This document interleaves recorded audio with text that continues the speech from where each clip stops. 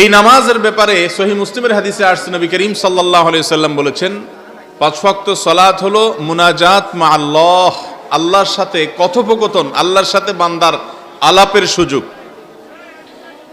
বান্দা আল্লাহর সাথে কথা বলতে পারে নামাজের মাধ্যমে, সংযোগ স্থাপন করতে পারে, কানেক্টেড হতে পারে সালাতের মাধ্যমে। সালাত এই সম্পর্কে নবী করিম সাল্লাল্লাহু আলাইহি সাল্লাম বলেছেন, বাইনার রাজুলি ওয়াশশিরকি ওয়াল কুফরি তারকুস সালাহ, একজন মানুষের সাথে শিরক এবং কুফরির পার্থক্য এবং ব্যবধান হয় সালাতের মাধ্যমে, নামাজের মাধ্যমে। যে ব্যক্তি নামাজ পড়ে না সে নিজেকে মুসলমান দাবি করার নৈতিক অধিকার রাখে না।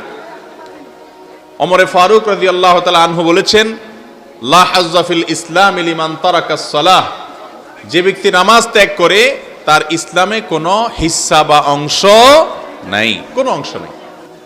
কিয়ামতের ময়দানে আল্লাহ রাব্বুল আলামিন বান্দার সর্বপ্রথম ইবাদতের মধ্যে যেই ইবাদতের হিসাব নেবেন সেটা হলো সালাত বা নামাজ। আউয়ালু মা ইউহাসাবু বিহিল আবদু ইয়াউমাল কিয়ামাতি আস-সালাহ, বান্দাকে কিয়ামতের দিন সর্বপ্রথম হিসাব দিতে হবে সালাতের, নামাজের। যার নামাজের হিসেবে সে ঠিকঠাক মতো হিসাব দিতে পারবে, ফাকাদ ফাজ ওয়া আফলাহ, তাহলে সে কিয়ামতের দিন সফল হয়ে গেল, সার্থক হয়ে গেল।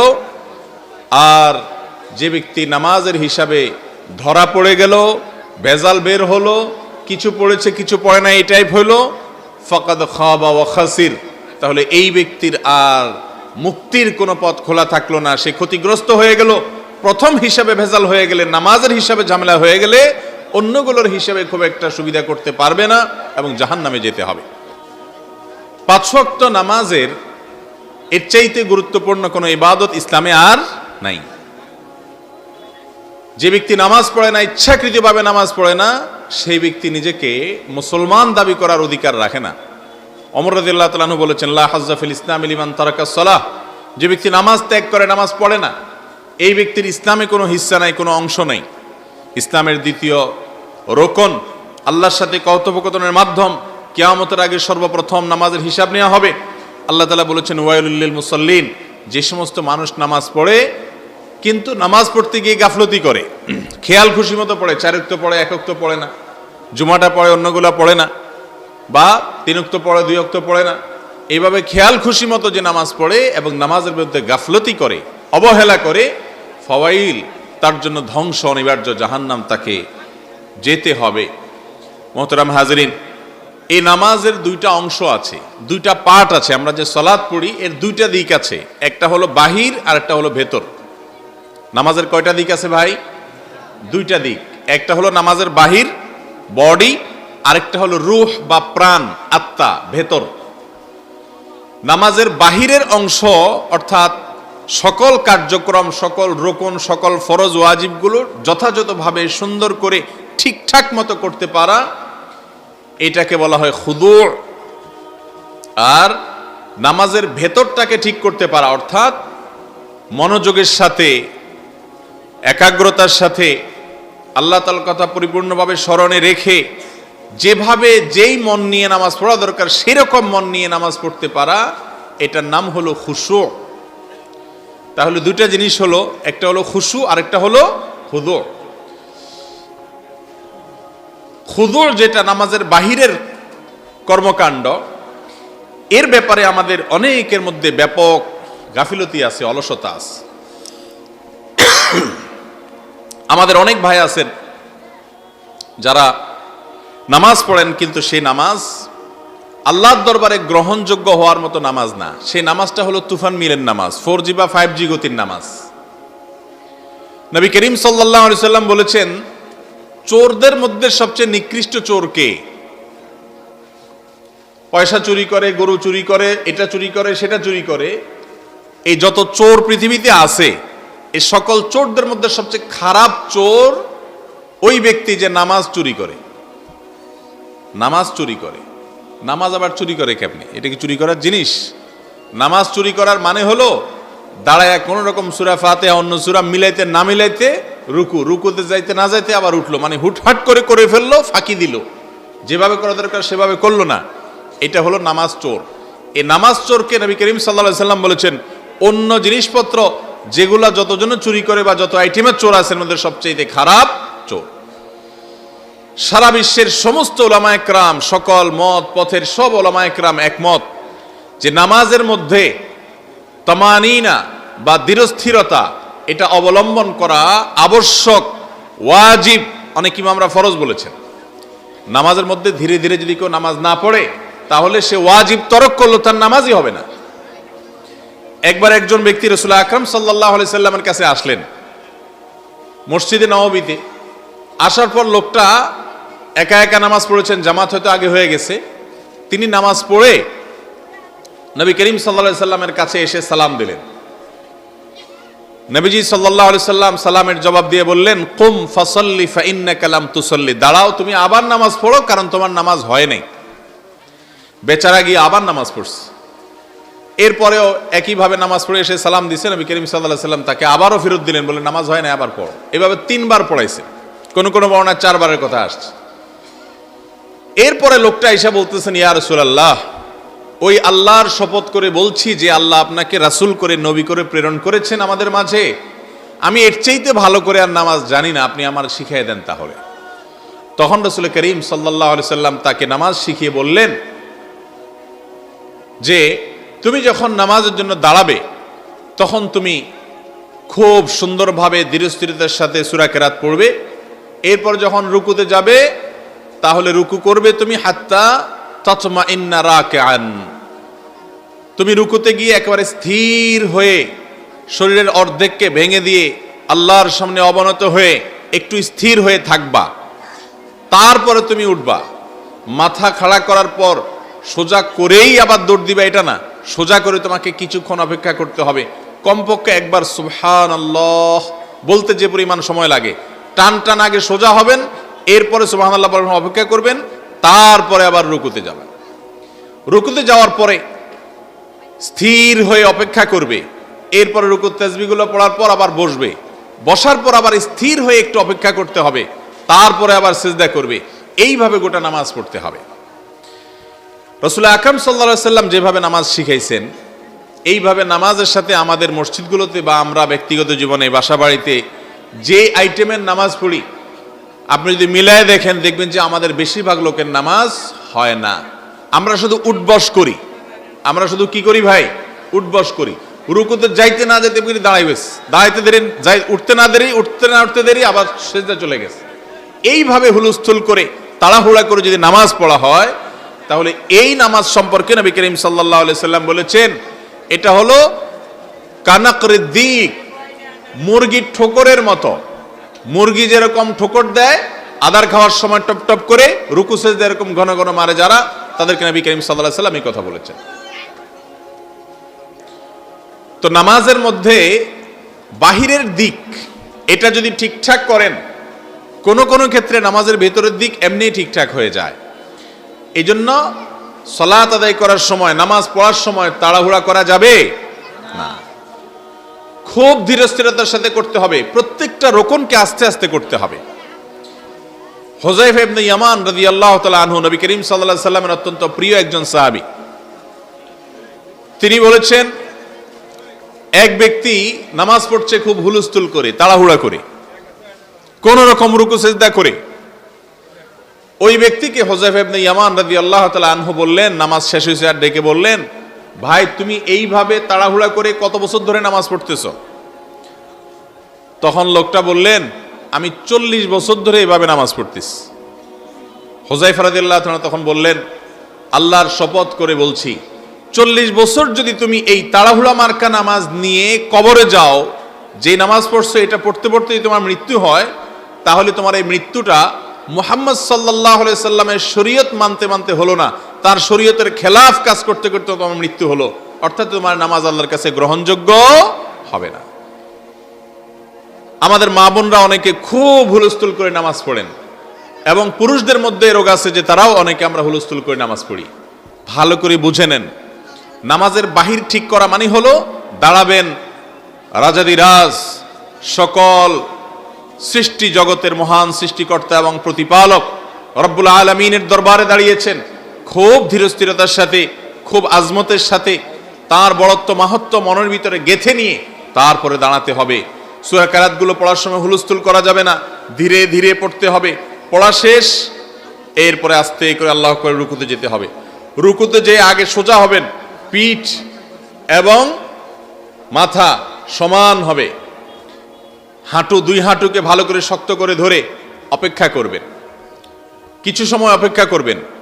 সুবহান রাব্বিয়াল আযীম আস্তে আস্তে মুহাব্বতের সাথে আল্লাহর পবিত্রতা বর্ণনা করছি, তার পবিত্রতা নিবেদন করবেন, বর্ণনা করবেন। এরপরে রুকু থেকে উঠে দাঁড়িয়ে সামি আল্লাহু লিমান হামিদা, মাথা সোজা করে দাঁড়িয়ে রব্বানা ওয়ালাকাল হামদ পড়বেন। তারপরে আল্লাহু আকবার বলে যাবেন। পুরা টান টান সোজা হয়ে এগুলো পড়বেন। আমরা অনেকে এগুলো পড়ি পথের মধ্যে, এগুলো পড়লে নামাজ সুন্দর হবে না। পথের মধ্যে পড়া বুঝছেন, দাঁড়ানো অবস্থাতে সামি আল্লাহু লিমান হামিদা বলতে বলতে দাঁড়াই, আর রব্বানা লাকাল হামদ যাইতে যাইতে বলে ফেলাই, আল্লাহু আকবার পথে বলে ফেলাই। যত কাজ আমরা শর্টে সরে ফেলতে পারি। ভাবটা এমন যে যদি কোনো সুযোগ থাকতো যে উঠবসগুলো এখন নামাজের মধ্যে করে নিলাম আর দোয়া কারাতগুলো যাইতে আসতে পথে পড়ে নিলাম রাস্তাঘাটে, তাহলে মনে হয় সহজ হইতো আমাদের জন্য। ভাইরা আমার, আমাদের নামাজ আজ জীবন্ত নামাজ না, জীবন্ত নামাজ না। যার কারণে দেখবেন যে মানুষ নামাজ পড়ে আবার অপকর্ম করে, অথচ আল্লাহ বলেছেন ইন্নাস সালাতা তানহা আনিল ফাহশাই ওয়াল মুনকার, অশ্লীল এবং সকল খারাপ কাজ থেকে বাঁচিয়ে রাখে নামাজ। আর আমাদের নামাজ আমাদেরকে অন্যায় থেকে, অশ্লীলতা থেকে বাঁচাতে পারে না, কারণ এই নামাজের দেহ নাই, প্রাণও নাই। তাহলে নামাজের দেহ হলো প্রত্যেকটা অঙ্গ প্রত্যঙ্গকে ঠিকঠাক ভাবে ধীরস্থিরতার সাথে পড়া, এটা হলো নামাজের বাহির ঠিক রাখা, দেহ এবং স্ট্রাকচারটাকে দাঁড় করানো। আজ থেকে আমরা সবাই নিয়ত করব ইনশাআল্লাহ 5 ওয়াক্ত নামাজ এবং যত নামাজ আমরা পড়ব, অন্য সুন্নত নফল সমস্ত নামাজগুলোকে যে যত আস্তে আস্তে পড়তে পারবেন, ধীরে ধীরে পড়তে পারবেন, সময় নিয়ে পড়তে পারবেন, তার নামাজ আল্লাহর কাছে তত সুন্দর, তত গুরুত্বপূর্ণ, তত মর্যাদাপূর্ণ, তত দামি। চেষ্টা করব তো ইনশাআল্লাহ, খুব ধীরস্থিরতার সাথে পড়বো। শয়তান আমাদেরকে নামাজের মধ্যে দাঁড়াইলে দুনিয়ার সব কথা মনে করাই দেয়, আরে ওই কাজ বাকি আছে, সেই কাজ বাকি আছে, অমুক কাজ রয়েছে, এই জন্য তাড়াহুড়া করে নামাজ শেষ করতে হবে। অথচ আমরা 4 রাকাত নামাজ পড়তে মিনিমাম 10 থেকে 12-13 মিনিট সময় দেওয়া উচিত, তাহলে যে মোটামুটি সেটা কোনো রকমের নামাজ হবে। ইমাম ইবনুল কাইয়িম রাহিমাহুল্লাহ আল-ওয়াবিলুস সাইয়্যিব নামক কিতাবে নামাজি লোকদেরকে 5টা প্রকারের কথা বলেছেন, যে নামাজি মানুষ যারা নামাজ পড়ে এদের প্রকার হলো 5টা। এর ভিতরে একটা প্রকারের মানুষ হলো মুআকাব, নামাজ পড়েও সে শাস্তি পাবে, কারণ সে নামাজ মন মতো পড়ছে, ঠিকঠাক মতো পড়ে নাই, ইচ্ছা মতো পড়ছে, 3 ওয়াক্ত পড়ছে, 2 ওয়াক্ত পড়ে নাই, এই ব্যক্তিকে নামাজ পড়ার পরেও শাস্তি দেওয়া হবে। এখন বাকি যারা বেনামাজি আছেন যদি বলেন নামাজ পড়েও যদি শাস্তি হয়, তাহলে আমি না পড়ে এর দলে একই থাকলাম, আর পড়ে লাভ কি? নামাজ না পড়ে শাস্তি হওয়া এক জিনিস, আর নামাজ পড়ার পরও ত্রুটির কারণে শাস্তি হয় এটা আরেক জিনিস। একজনকে আপনি একটা কাজ করতে নির্দেশ করেছেন, সে সেই কাজটা করছে, ভালো করে করে নাই, সেও শাস্তি পাবে। আরেকজনকে করতে বলছেন, সে করেই নাই, এও শাস্তি পাবে। 2 শাস্তি কি সমান হবে? এই জন্য 5 ওয়াক্ত নামাজের বাহ্যিক স্ট্রাকচার, বডি, এটা ঠিক করতে হলে নামাজের যে ফরজ রোকনগুলো আছে সেগুলোকে ধীরে ধীরে সঠিকভাবে সুন্দরভাবে সময় নিয়ে আল্লাহর বড়ত্বের কথা মনে করে তারপরে আদায় করতে হবে। আমরা করব তো ইনশাআল্লাহ। নামাজের আরেকটা দিক আছে, সেটা হলো ভেতর, যেটা হলো নামাজের প্রাণ, যেটাকে বলা হয় খুশু। এই খুশু সম্পর্কে আল্লাহ তাআলা বলেছেন কদ আফলাহাল মুমিনুন, ওই ঈমানদাররা সফল হবে, সাকসেস হবে, কিয়ামতের দিন শেষ হাসি হাসতে পারবে। আল্লাযীনা হুম ফি সালাতিহিম খাশিউন, যারা তাদের নামাজের মধ্যে একাগ্রতা ধরে রাখতে পারবে, মনোযোগ থাকবে, আল্লাহর কথা স্মরণ হবে, অন্য কোনো কথা স্মরণ হবে না। আল্লাহ তাআলা কোরআনে কারীমে বলেছেন আকিমিস সালাতা লিযিকরি, তোমরা নামাজ কায়েম করো কেন? লিযিকরি, আমার স্মরণের জন্য। সালাত কায়েম হবে কার স্মরণের জন্য ভাই? আল্লাহর স্মরণের জন্য। আর আমাদের নামাজের অবস্থা হলো আজকাল, আমাদের নামাজ এইটার গোটা নামাজের মধ্যে সব কথা স্মরণ আসে, শুধু আল্লাহর কথাটা আসে না। ঠিক না ভাই? ঠিক। বউ বাচ্চা, দোস্ত বন্ধু, ফেসবুক, অমুক বুক তমুক বুক, ক্ষেত খামার, ব্যবসা বাণিজ্য, সব ধান্দা আমাদের নামাজের মধ্যে আসে। যেটা অন্য সময় মনে আসে না, সেটাও নামাজের মধ্যে ইবলিস মনে করে দেয়। ঠিক না ভাই? ঠিক।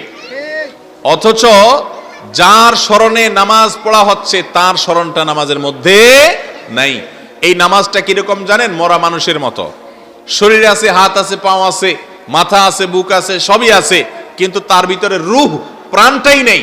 তাহলে এই মানুষের যেরকম কোনো দাম নাই, একজন মানুষ নামাজ পড়ে কিন্তু তার নামাজের মধ্যে মনোযোগ নাই, তার নামাজের মধ্যে একাগ্রতা নাই, এই লোকটার মধ্যে কেমন যেন তার নামাজের মধ্যে রূহ নাই, প্রাণ নাই, আসল জিনিসটা নেই।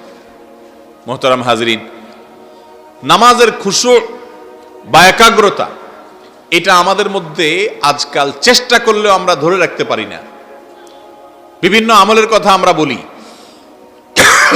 বিভিন্ন উপায়ের কথা আমরা বলি, এই সব উপায়গুলো অ্যাপ্লাই করার পরও অনেক ভাইরা অভিযোগ করেন, হুজুর তারপরও তো নামাজে মনোযোগ আনতে পারি না। মনরে যদি কান্দরে টেনে আনি 10 সেকেন্ড 20 সেকেন্ড থেকে আবার দৌড় দেয়, কোনোভাবেই মনরে ধরে রাখতে পারি না। আমি বলি এটার মূল এবং প্রধান কারণ হলো নামাজ ওই ব্যক্তির জন্য যে নিজেকে আল্লাহর আব্দ এবং গোলাম হিসাবে স্বীকৃতি দিয়েছে, যে আল্লাহর দাসত্বকে মেনে নিয়েছে, আল্লাহর গোলামীকে বরণ করেছে, আল্লাহর বান্দা হিসাবে নিজেকে দাবি করেছে, কালিমায়ে শাহাদাত পাঠ করেছে, আত্মসমর্পণ করেছে, আল্লাহর কাছে সারেন্ডার করেছে, তার জীবন মরণ উঠা বসা চলন বলন সবকিছুতে আল্লাহ কথা স্মরণ থাকবে। নবী করিম সাল্লাল্লাহু আলাইহি সাল্লামের জীবন দেখেন, তার উঠতে বসতে চলতে ফিরতে যে কোনো জায়গায় যেতে দোয়া দোয়া দোয়া, শুধু দোয়া, অর্থাৎ সর্বক্ষণ আল্লাহ তাআলার চিন্তা তার মাথায়। এই ব্যক্তি যখন নামাজে দাঁড়াবে তার মনে মনোযোগ থাকবে, মাঝে মধ্যে হয়তো অন্যদিক চলে যেতে পারে কিন্তু বেশিরভাগ সময় মনোযোগ সে ধরে রাখতে পারবে।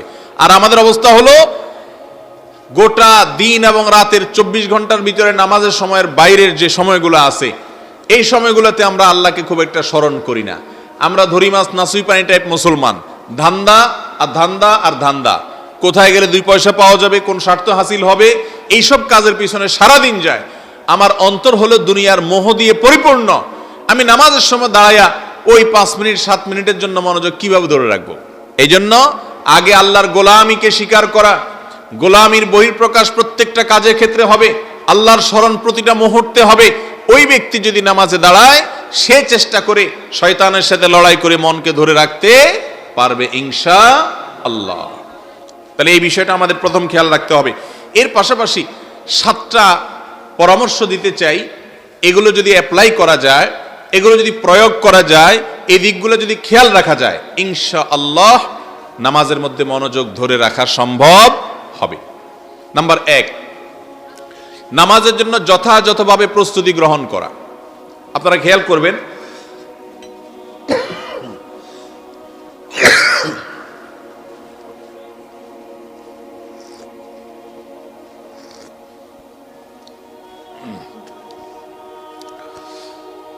আল্লাহ রাব্বুল আলামিন 5 ওয়াক্ত ফরজ নামাজের আগে অথবা পরে কিছু সুন্নাত নামাজ রেখেছেন না রাখেন নাই? এই সুন্নাত নামাজগুলো কেন? এগুলো হলো মূল ফরজ নামাজের জন্য রিহার্সেল, প্রস্তুতি, ওয়ার্ম আপ, আগে থেকে প্রিপারেশন নেওয়া। তো নামাজের জন্য প্রস্তুতিটা যদি ঠিকঠাক মতো হয়, সুন্দরভাবে হয়, ইনশাআল্লাহ নামাজে মনোযোগ ধরে রাখা যাবে। কিভাবে ঠিকঠাক মতো প্রস্তুতি করবেন? অজুটা ভালোভাবে হইতে হবে, এর প্রভাব এবং এফেক্ট নামাজের উপরে পড়ে। নামাজের আগে যে আমরা অজু করি, এই অজুটা যদি সুন্দর হয় তাহলে নামাজের মধ্যে মনোযোগ থাকে। নবী করিম সাল্লাল্লাহু আলাইহি সাল্লাম অজুর যত নির্দেশ দিয়েছেন সব নির্দেশেই তিনি একটা শব্দ বলেছেন, তা হলো আসবিগুল ওযু, ইসবাগুল ওযুর কথা বলেছেন। ইসবাগুল ওযু মানে হলো অজুকে সবচেয়ে সুন্দরভাবে করা, উত্তম রূপে করা। উত্তম রূপে অজু আবার কি? অজু নিয়ে একটা দীর্ঘ আলোচনা আমাদের আছে, অনলাইনে দেখে নিতে পারেন আপনারা। উত্তম অজু মানে হলো অজুতে কোনো অঙ্গ প্রত্যঙ্গ যেন শুকনো না থাকে খুব ভালোভাবে খেয়াল করা। অজু করতে গিয়ে পানি এতগুলো অপচয় করলেন, সেটাও সুন্দর অজু হলো না। সুন্দর অজু বলতে যা বুঝায়, আল্লাহর নাম নিয়ে বিসমিল্লাহ বলে অজু শুরু করলেন, প্রত্যেকটা অঙ্গ প্রত্যঙ্গ ঠিকঠাক মতো ধুইলেন, ফাঁক ফোকরগুলো সবগুলাতে পানি পৌঁছাইলেন, এরপরে আপনি নামাজের জন্য গেলেন। নামাজের যথেষ্ট আগে থেকে দুনিয়ার সমস্ত কিছুর সাথে সম্পর্ক ডিসকানেক্ট করতে হবে, যথেষ্ট আগে থেকে, মিনিমাম 10-15 মিনিট আগ থেকে সকল কিছু থেকে সম্পর্ক ছিন্ন করতে হবে, তাহলে ইনশাআল্লাহ নামাজে মনোযোগ আসবে। আপনি মসজিদে বসেও যদি মোবাইল টিপতে থাকেন আর নামাজের একামতের আগ মুহূর্ত মোবাইল হাতেতে থাকেন এবং দুনিয়াবি বিভিন্ন বিষয়ে হাবুডুবু খান, কেউ মোবাইলে কোরআন তেলাওয়াত করে সেটা ভিন্ন কথা। আপনি মোবাইলে ফেসবুক ইউটিউব এগুলো ঘাটাঘাটি করতেছেন, একামত দিছে আর এবার পকেটে রেখে দাঁড়াইছেন, তো আপনি আগেও দুনিয়াতে ডুবেছিলেন, নামাজের পরেও দুনিয়াতে ডুববেন যাইয়া, মাঝখানে 4-5 মিনিট মনোযোগ কোনোদিনই থাকবে না। এই জন্য মিনিমাম 10-15 মিনিট আগে থেকে মোবাইলটা বন্ধ করে সাইলেন্ট করে একেবারে অন্য সকল জগতের সাথে সম্পর্ক ছিন্ন করে আল্লাহকে স্মরণ করে আল্লাহর সাথে কথা বলা এবং প্রস্তুতি নেওয়া দরকার যে আমি নামাজে যাচ্ছি। তাহলে ইনশাআল্লাহ নামাজে মনোযোগ থাকবে। আগে থেকে যথাযথভাবে সময় নিয়ে নামাজের জন্য অপেক্ষা করতে হবে এবং সব কিছুর সাথে সম্পর্ক ছিন্ন করতে হবে। নাম্বার 2, দ্বিতীয় কাজ হলো নামাজের মধ্যে আমরা কি পড়ি বেশিরভাগ মানুষই আমরা বুঝি না, মন্ত্রের মতো শুধু পড়ে যাই। একেবারে আল্লাহু আকবার থেকে নিয়ে আসসালামু আলাইকুম ওয়া রাহমাতুল্লাহ পর্যন্ত প্রত্যেকটা রোকনে আমি কি বলছি, আল্লাহকে কি নিবেদন করছি। অনেক জায়গায় আমি আল্লাহর কাছে চাইতেছি, কি চাইতেছি আমি নিজেও জানি না। অনেক জায়গায় আমি আল্লাহকে সম্বোধন করে বলছি হে আমার আল্লাহ, হে আমার রব, আমি তখন অন্য কোনো ধান্দায় আছি, জানিও না। তো এই জন্য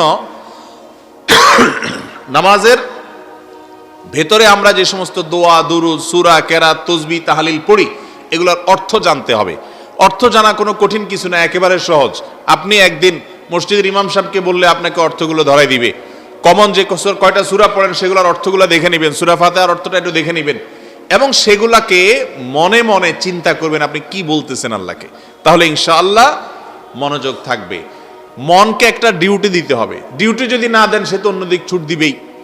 ডিউটি দিবেন কি, যে তুমি কি পড়ছো সেটা বুঝতেছো কি না, না বুঝলে নামাজের পরে ইমাম সাহেবের কাছে যা বলবো, হুজুর এইটা আজকে যে সূরা পড়লেন এখানে কি বলছেন বা এই দোয়াটার অর্থটা কি, আর যদি বুঝেন তাহলে এটাকে স্মরণ করবেন যতটুকু বুঝেন, ইনশাআল্লাহর মাধ্যমে নামাজে মনোযোগ আসবে। 3 নম্বর কাজ হলো মনোযোগ নষ্ট হতে পারে এমন সমস্ত দুয়ার বন্ধ করা।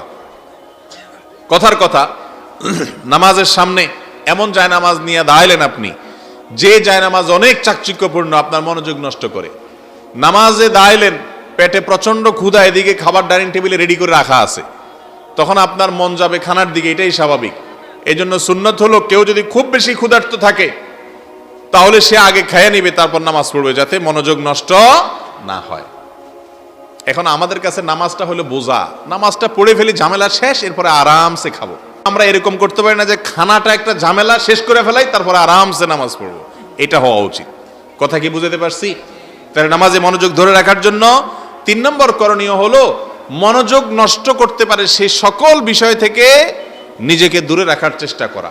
নবী করিম সাল্লাল্লাহু আলাইহি সাল্লামকে একবার একটা জায়নামাজ দেওয়া হলো, এই জায়নামাজ ছিল একটু কালারফুল, বিভিন্ন কালার টালার কারুকার্য হয়তো ছিল। তখন তিনি বললেন, তোমরা আমাকে এমন জায়নামাজ দিলা যেটার এই কারুকার্যের কারণে আমার মনোযোগে ডিস্টার্ব হচ্ছে, এটা সরাও। একটা প্লেন কাপড় আনলেন, তারপর সেটার উপর নামাজ পড়ছেন। তাইলে বোঝা গেল যে নামাজে মনোযোগ নষ্ট হতে পারে এই সব বিষয়গুলো আগে কি করতে হবে, সরাইতে হবে।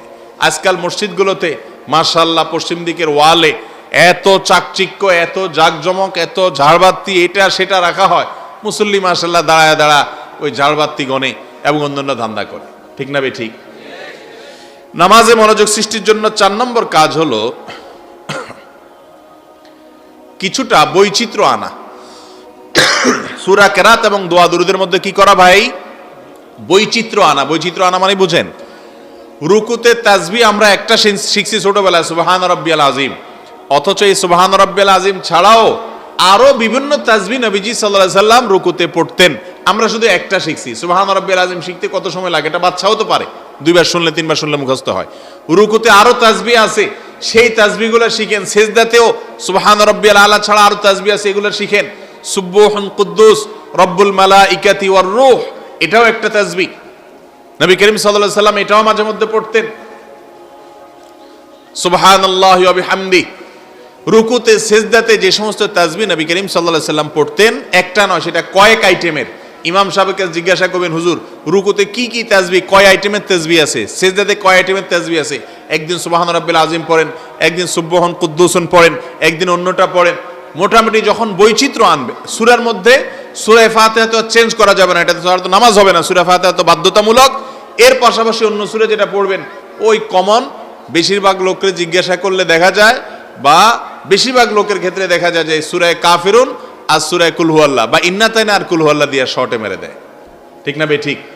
কুল হুয়াল্লাহ সূরাকে মহব্বত করলে অনেক সওয়াব হবে, কোরআনের 3 ভাগের 1 ভাগ তেলাওয়াতের সওয়াব হয় কুল হুয়াল্লাহ সূরা পড়লে। কিন্তু এর মানে এই না যে আপনি হুলস্থুল করে পড়বেন এবং এটা তাড়াহুড়া করে ফাঁকি দেওয়ার জন্য পড়বেন, তাহলে সেই ফজিলত হাসিল হবে না। ভাইরা আমার, তাহলে নামাজের মধ্যে বৈচিত্র্য আনতে হবে সূরা কেরাতের মধ্যে, যে একদিন কুল হুয়াল্লাহ পড়েন, আরেকদিন আলাম তারা পড়েন, আরেকদিন আরেকটা পড়েন, নতুন নতুন জিনিস মুখস্থ করেন, সেটা নামাজের মধ্যে পড়লে মনোযোগটা সেদিকে যাবে ইনশাআল্লাহ বিইذনিল্লাহ। 5 নম্বর বুদ্ধি হলো রুকু এবং সিজদা এবং সমস্ত রোকনগুলোকে যত লম্বা করতে পারেন এটাতে মনোযোগ আসবে। দাঁড়ায়া নরমালি আপনি হয়তো 30 সেকেন্ড, 40 সেকেন্ড, 50 সেকেন্ড থাকেন বা 1 মিনিট থাকেন, এটাকে আপনি একটু বাড়ান। আলহামদুলিল্লাহি রাব্বিল আলামিন আর রহমানির রহিম মালিকি ইয়াউমিদ্দিন। সূরা ফাতিহার প্রত্যেকটা আয়াতের পরে থামাটা সুন্নাত। নবীজি সাল্লাল্লাহু আলাইহি সাল্লাম বলেছেন, আল্লাহ তাআলা হাদিসে কুদসিতে বলেছেন, কাসামতুস সালাতা বাইনি ওয়া বাইনা আবদি নিসফাইন, আমি নামাজকে অর্থাৎ সূরা ফাতিহাকে আমার বান্দার মাঝে অর্ধেক অর্ধেক ভাগ করেছি।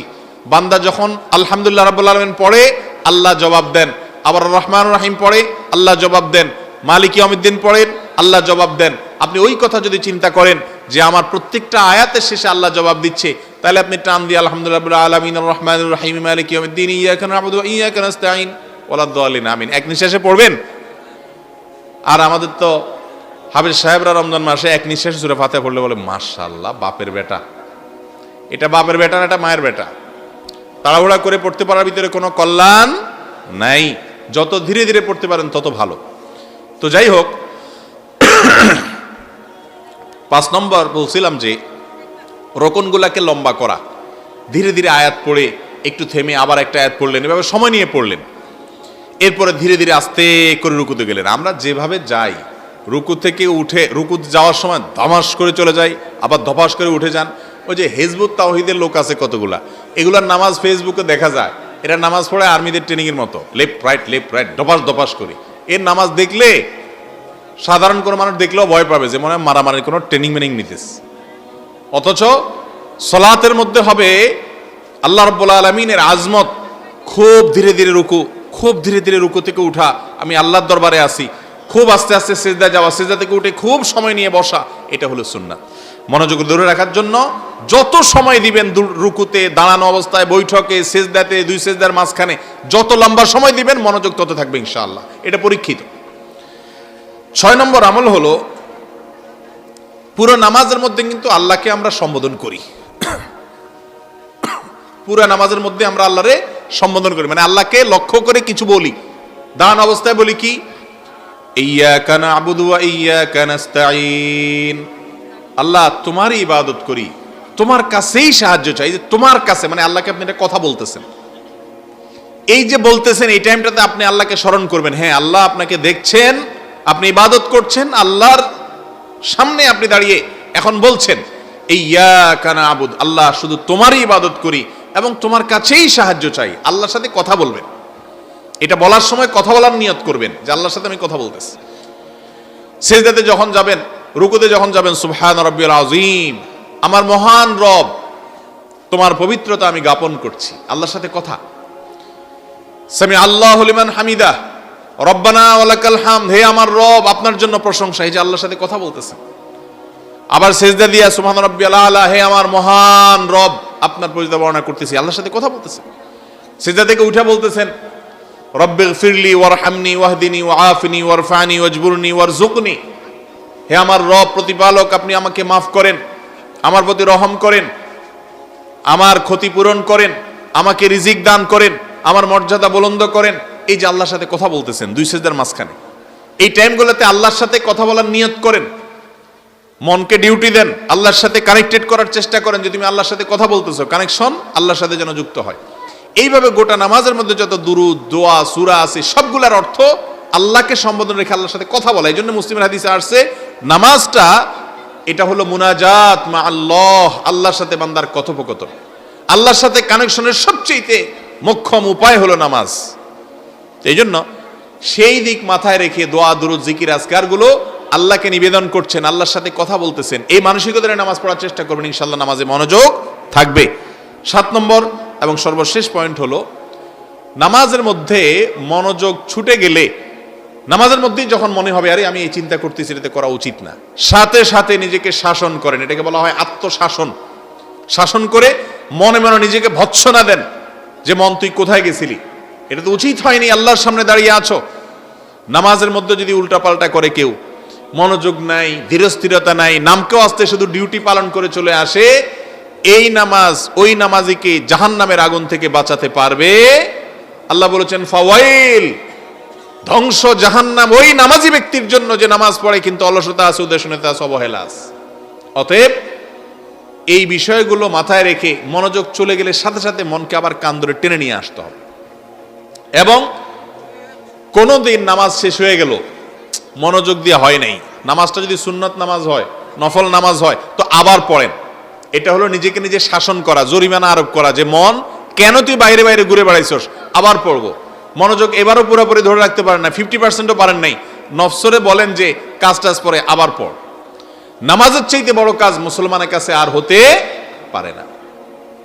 ভাইরা আমার, এই হিসাবটাই কিয়ামতের দিন সর্বপ্রথম নেওয়া হবে। এই হিসাবটা যদি আপনার ঝামেলা মুক্ত দিতে পারেন, সামনের রাস্তা সব ক্লিয়ার এবং পরিষ্কার। আল্লাহ তাআলা আমাদের সকলকে এমন নামাজ পড়ার তৌফিক দান করুন যে নামাজের বাহিরও ঠিক আছে, ভেতরও ঠিক আছে, খুশুয়া আছে, খুজুয়া আছে। আবারও বলছি, বাহির ঠিক মানে হলো নামাজের বডি স্ট্রাকচার ঠিক থাকার মানে হলো সবগুলোকে ঠিকঠাক মতো, রুকুকে ঠিক মতো করা, দান ওটা সোজা, অনেকে সোজা হয়ে দাঁড়ায় না, এই কল্লাটা একটু উঠে আবার দেয় দৌড়। এটা হলো মুরগির ঠোকরের মতো, মুরগি এক ঠোকর দিয়ে কল্লাটা সোজা করে না, কিন্তু কোন রকম উঠে আরেকটা ঠোকর মারে। নবী করিম সাল্লাল্লাহু আলাইহি ওয়াসাল্লাম বলেছেন, নামাজের মধ্যে যারা এরকম করে, রুকু থেকে উঠে সোজা পুরোপুরি না হইতে দৌড় দিছে, আল্লাহর কসম এরকম নামাজ যদি পড়ে সে নামাজ হবে না, হবে না, হবে না। এ ব্যাপারে সারা পৃথিবীর কোনো আলেমের দ্বিমত নাই যে সোজা হয়ে দাঁড়ায় নাই, রুকু থেকে কল্লাটা উঠে দেয় না, উঠে দৌড় দিছে, তার নামাজ কোনোদিনই হবে না।